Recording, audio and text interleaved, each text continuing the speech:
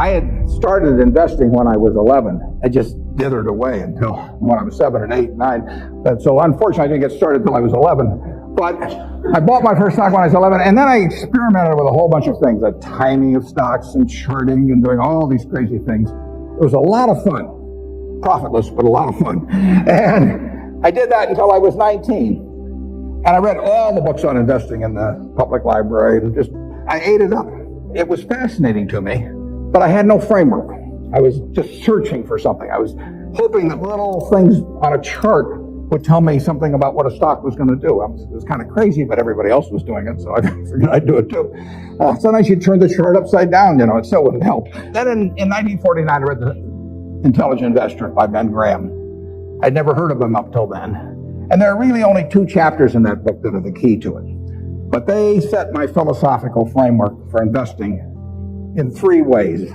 They're so basic and so simple, it's hard to understand how they could be that important, but the 10 Commandments are simple. The first is that a stock is part of a business. I mean, you can't think of a stock as something different.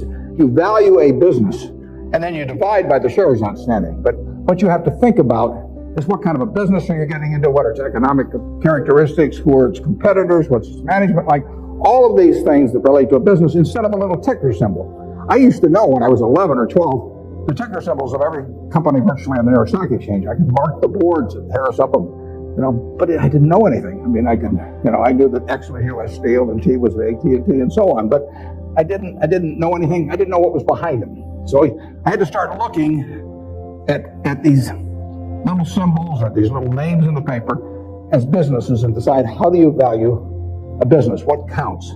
The second thing in the book is that Graham gives you a marvelous set point in terms of how the investor should react to stock market fluctuations.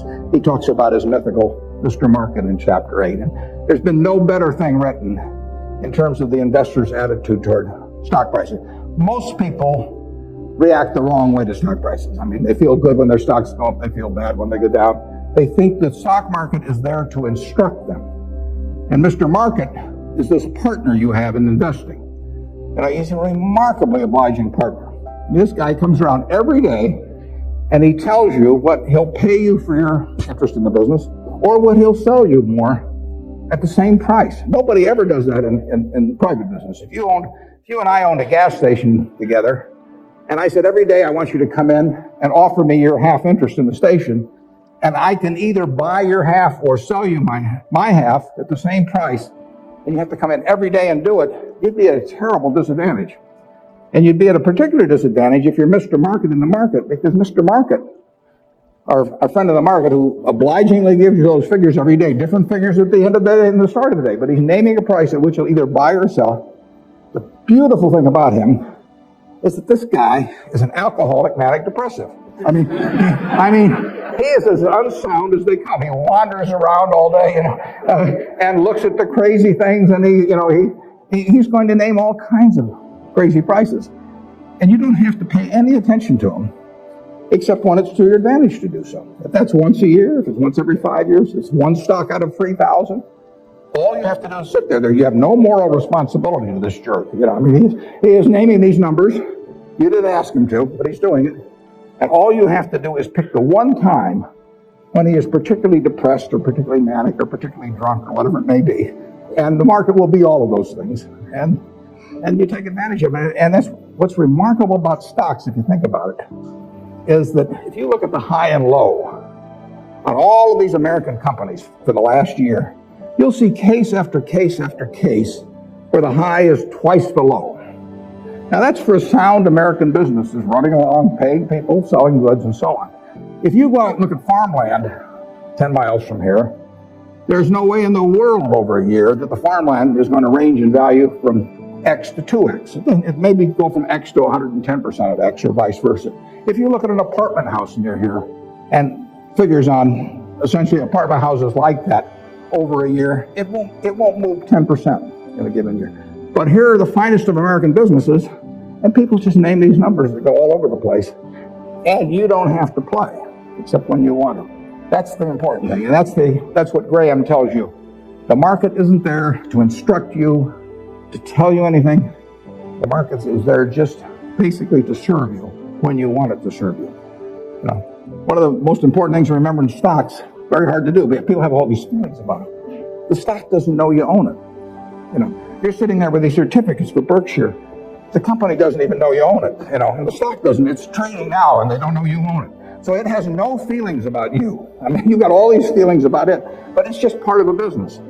If Berkshire is worth 75,000 times 1.5 million shares, you know, roughly 110 billion or something like that, it's a good investment. If it isn't, it's a lousy investment. You know, and you have to value the business. And Graham, you know, it's amazing that people don't do that in Wall Street. You hear price targets and that kind of thing, but you'd see no one write a paper that says, here's the nature of this business over the next 20 years. You know, what should that business sell for? Forget about what it's selling for. In fact, one of the things I always like to do when I'm looking at investments is I like to look at them without knowing the price.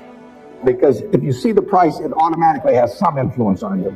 If you just sit down with the reports, if I get an idea about looking up a company and I get the 10Ks and so on, I would rather not know the price because I'd rather value it without knowing the price. When I used to handicap horses when I was a kid, one of the things I would do is I get the racing form ahead of time. And if there were 9 horses in a race, we'll say, obviously the probabilities of each one winning the race had to add up to 100%. I mean, one horse was going to win the race absent a dead heat or all of them dropping dead on the backstretch. So if you went through the racing form and I would look at the 3rd race at Hialeah, I would try to figure out the percentage chance of each horse winning the race, and that had to add to 100%. Then I would compare those percentages to the odds. But first of all, I wouldn't look at the odds first. I would look at the past performance and all that thing first. Stock market's the same way. Third thing in Graham's book is the margin of safety. If you come up to a bridge and it says capacity 10,000 pounds and you're driving a 9,800 pound truck, you drive down further and find another bridge. I mean, you know, nobody knows exactly what that capacity is, and sign may have been put up 3 years ago. So you always leave a margin of safety. You don't try to cut things that close. You wait till something kind of shouts at you in the stock market. And with those 3 principles, you can build all kinds of structures on that. But that's the foundation. And if you got that in mind, and that's in the intelligent investor, I've never found anything that remotely compares with it. All 3 of the ones you can't get rid of one leg of the 3-legged stool and still have a good investment philosophy. But I would say that the most important thing over a long period and working with big money is to understand the business. Let's just say for the moment that you were given $1 million or whatever sum was necessary, and you could look around Knoxville or look around all of Tennessee if you want and buy into any 3 businesses, you know, between now and a week from now. Private businesses, not trading or anything of the sort. And you've got a week to do it or you have to give the money back. What will you be doing during the next week? I mean, you can look at all these companies. Some of them you're quite familiar with. Some of them you're less familiar with. Some of them you know by reputation. Some of them you know the management. Some of them you don't. You know their competitive situation. What will you be thinking about during that 7-day period? How will you actually be screening these companies out?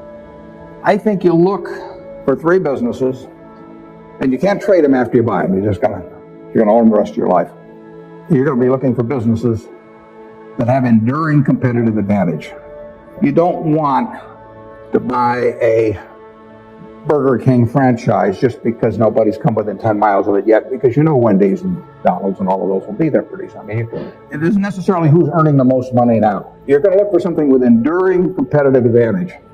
Now that takes a business with some kind of a moat around it, because capitalism, by definition, is a system where every time somebody has an economic castle, somebody else is going to come after it.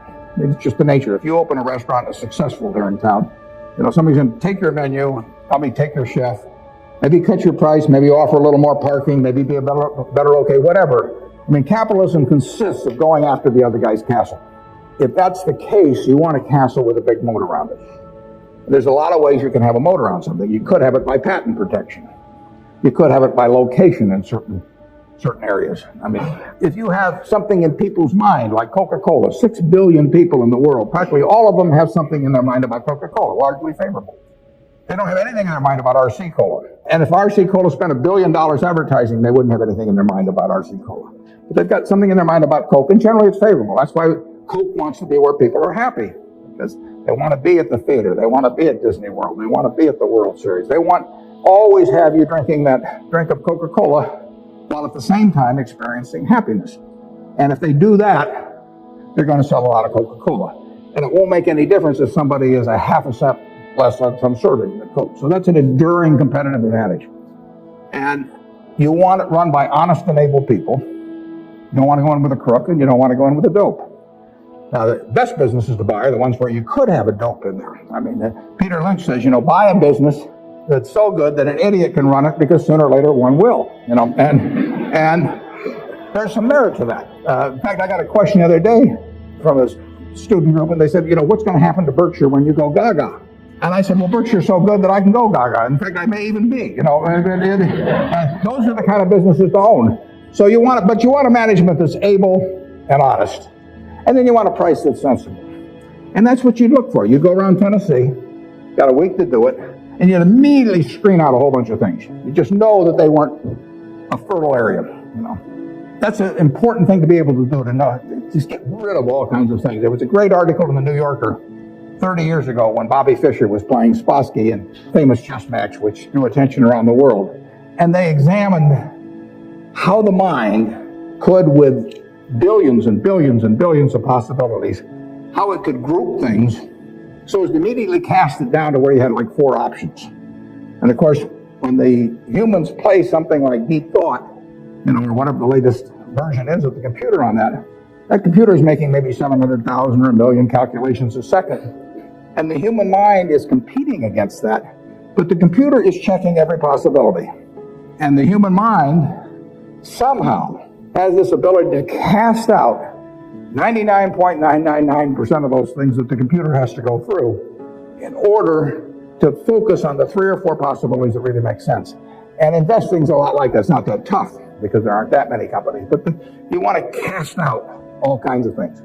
If somebody told me that my life depended on picking among the Dow Jones stocks a group of 10 that would be the best performers or outperform the index as a whole, I would spend my time thinking of the worst companies in there. I would cast out things, and then I would figure I left those behind. And that's an easier way to approach the problem, actually, than trying to pick the 10 best. If you were thinking about the state of Tennessee, there's a whole lot of things you wouldn't examine. You just figure they're too tough. You might decide, car dealerships were too tough. It's always going to be competitive. Who knows whether Ford or General Motors are going to be selling more cars 5 years from now, or whether there's going to be tariffs on foreign cars. Who knows? So you just say, I'll give up on car dealers. I'll think about something else. And that approach that you use there is the same approach you really want to bring to the stock market. You've got 3,000 companies tonight you can look at on the New York Stock Exchange. There's a valuation on every one of them. It'll change tomorrow. You don't have to play. Once a year, if you have 5 good ideas in your lifetime, you get very rich. I tell students sometimes they'd be better off if they had a punch card when they got out of school with only 20 punches on it. Because then, instead of listening to somebody at a cocktail party and then going out the next morning and buying some shares, they'd really think about every punch. That's all the punches you get. 20 punches is plenty. You just have to make sure that you don't do any of them for frivolous reasons. We never want to buy anything small at Berkshire. It just doesn't make any difference. We want to think about things that can move the needle. And that gets tougher as the capital gets greater. But that's the way to focus on investments.